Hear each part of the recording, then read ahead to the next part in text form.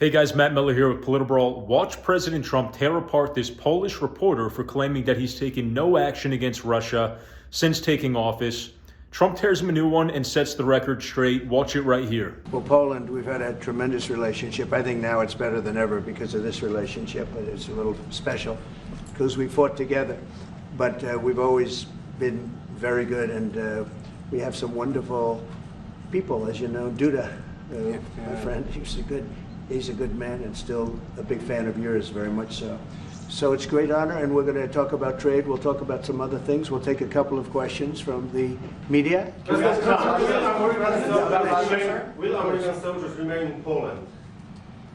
Will American soldiers remain in Poland? Yeah, I think so. I mean, do you know something I don't? I don't know.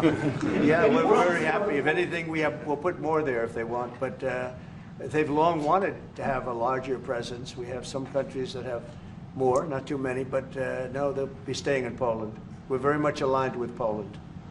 Sir, on Russia and China, you, sir, can we ask about, we saw a dramatic picture where we saw the leaders of Russia and North Korea and China together, the first time the leaders of those three countries have been together in this sort of show of solidarity. You said that they're conspiring against the United States. What do you think they're conspiring to do? And given this, is it reason why you should slap or would consider slapping secondary sanctions on Russia if they're conspiring against the U.S. now?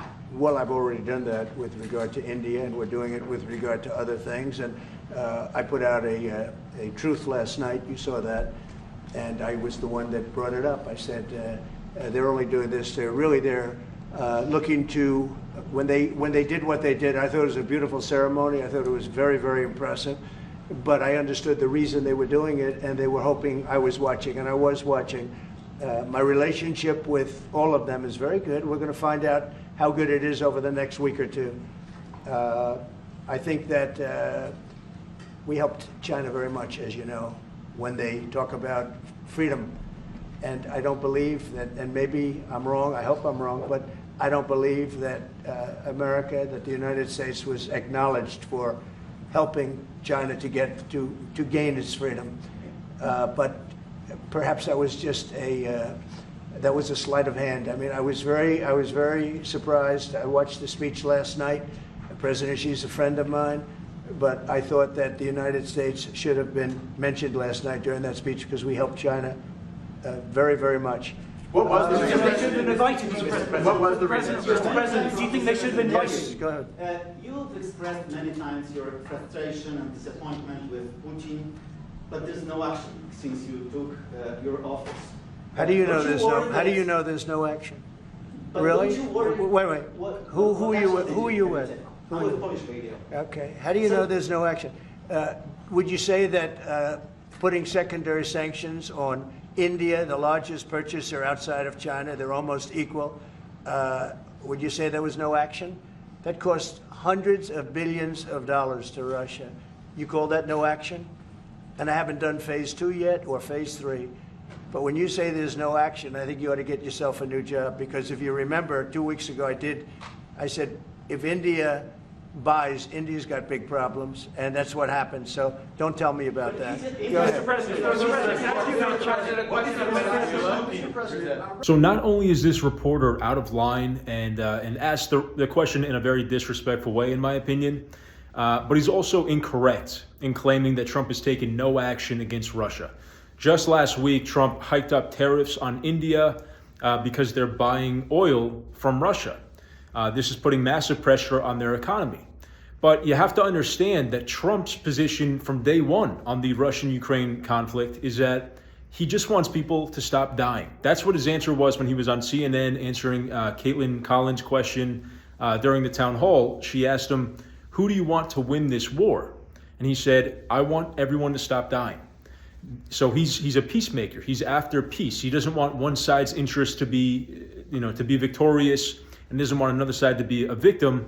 He just wants to end the violence. But to come into the White House and say that, hey, President Trump, President of the United States, why have you taken no action? Why have you been a hypocrite? Why have you been impotent in this issue? That's not the right way to go about trying to garner sympathy for one side or the other. So I think this reporter did a very poor job representing the question he was trying to ask. When I was out at one of the protests recently in DC, it was a pro-Ukrainian protest. Actually, this was just after Zelensky had come and visited the White House. The protesters were demanding that we give more money, more resources, more weapons to Ukraine to defeat the Russians. And I had a very simple question for them. I asked, how much more money do we need to give Ukraine? And nobody had a number. Nobody could give me an answer for a specific amount or how much is enough, right? We're pouring billions of dollars into this conflict. We've given them so much. And I guess that's no action either, right? It's kind of, it sounds ungrateful. And JD Vance did a good job pointing this out when Zelensky was here, not the recent time, but prior to that, when he had a very disrespectful tone towards the United States and to President Trump, almost entitled to billions of our tax dollars and all of our weapons and military support for a war that we're not in. We don't have a stake in this war. We want peace. And the American people are getting tired of wasting our money on something that's clearly not worth it. It's not worth billions and billions of dollars. Also, Ukraine said that they lost billions of dollars that we sent them, which is extremely concerning. One thing I love about Trump is that he is not going to allow himself to be bullied around by the press. He's not going to let them set the narrative when they're asking these questions that are extremely leading, or that they're asking a question to accuse him of something. We've seen that's one of the trademarks of Trump is that he pushes back against the press. He's not intimidated by them. He knows how to play them perfectly and call them out directly for their BS. And, he's done this time and time again, and he's really just made a mockery of the American legacy media, the mainstream media, the corporate elite-backed media, and expose them for the shills that they are. These people are not honest people. They're not interested in giving us the truth, the facts. They're interested in appearing to be journalists while giving us their programming and their narrative baking. Trump is going to go down in history as the guy who defeated the American media.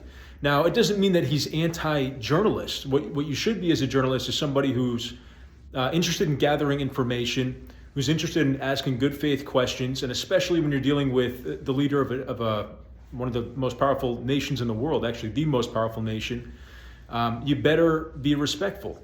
Doesn't mean that you can't ask hard questions or you can't ask questions that that are important or powerful. But if you're going to go in and accuse Trump of not taking action, he's playing this very carefully. He has a strategy in dealing with Putin. Doesn't mean that he's made zero mistakes. But we're watching a president who is genuinely interested in keeping America out of conflict. And he's genuinely interested in creating peace in a region that really ignited in war due to lack of leadership and weak leadership. Of course, Putin waited for President Biden to come into office, where he knew that the consequences of his actions were not going to be as severe, and that he had a massive opportunity to do what he wanted. But now that the cat's out of the bag, we need to be tactful and we need to be thoughtful in our diplomatic approach with Russia and Ukraine. And I think you're seeing that reflected in President Trump's geopolitical agenda. But let me know what you guys think in the comments. If you like the video, please leave a like and subscribe to the channel and ring the notification bell so you guys get notified when we post brand new videos to PolitiBrawl and PolitiBrawl News. If you haven't followed us yet on Substack, that is our biggest platform right now. We have 2 million subscribers on Substack. I'll leave a link in the description. Go subscribe to us over there for daily newsletters, op-eds, original reporting, man-on-the-street videos, everything that we're doing here at PolitiBrawl. Thank you so much for your support, and I'll see you next time.